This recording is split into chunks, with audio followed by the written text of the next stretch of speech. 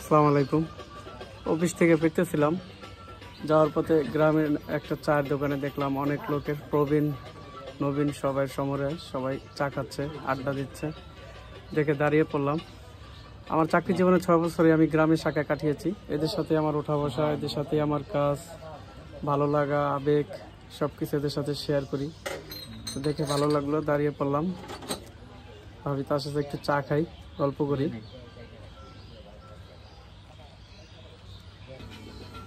চিনি খাইবেন?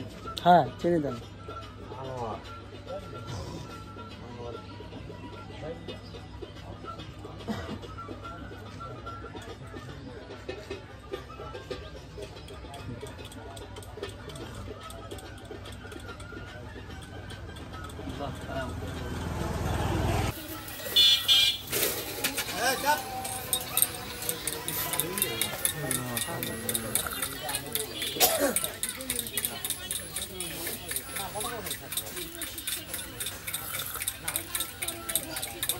ঠান্ডা